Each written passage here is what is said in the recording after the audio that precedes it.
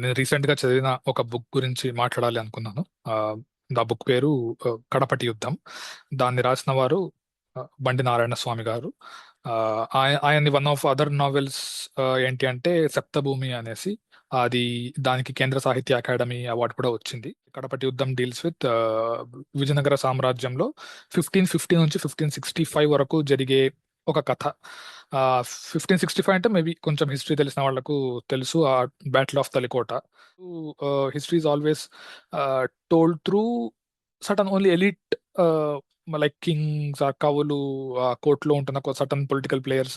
So ఇలాంటి book చదివినప్పుడు మనకి ఏమనిపిస్తుంది అంటే, when you read from these common characters point of view, so మనకు అప్పుడున్న సోషల్ రియాలిటీ చాలా ఎంత హార్ష్గా ఉంది అంటే, ఇప్పుడున్న దాంతో కంపేర్ చేసుకుంటే ఎంత హార్ష్గా ఉంది. అప్పటి లాస్ ఎంత కొన్ని ఇన్హ్యూమన్ గా మనకు అనిపిస్తాయి. మోడర్న్ లెన్స్ తో చూసినప్పుడు ఎంత ఇన్హ్యూమన్ గా అనిపిస్తాయి.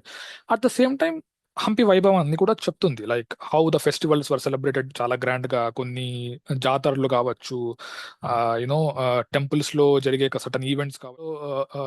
ప్రొటాగనిస్ట్ లాగా ఎవరైనా ఉన్నారంటే హంపన్న అనే క్యారెక్టర్ ఒకటి ఉంటుంది. ఒకటి అలియరామరాయలు ఆ type, and Ibrahim Qutub Shah Golconda Sultan.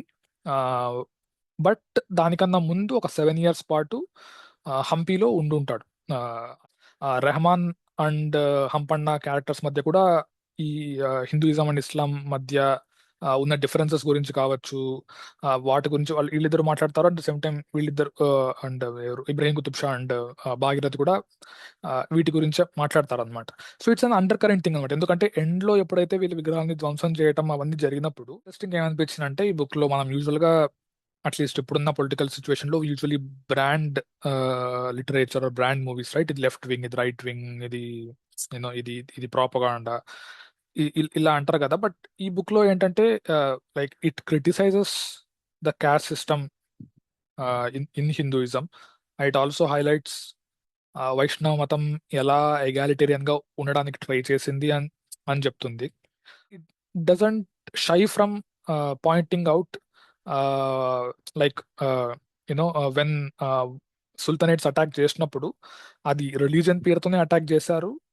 And ఆ రిలీజన్ పేరుతో అటాక్ చేయడం వల్లనే ఆ హంపి కల్చర్ లో భాగంగా ఉన్న ఆ, కొన్ని ఆ, విగ్రహాలు కావచ్చు, లేదా టెంపుల్స్ ని కావచ్చు, వాళ్ళు ధ్వంసం చేశారు ఆర్ డెస్ట్రాయ్ చేశారు అన్నది చూపిస్తారు. Like he doesn't beat around the bush అనమాట.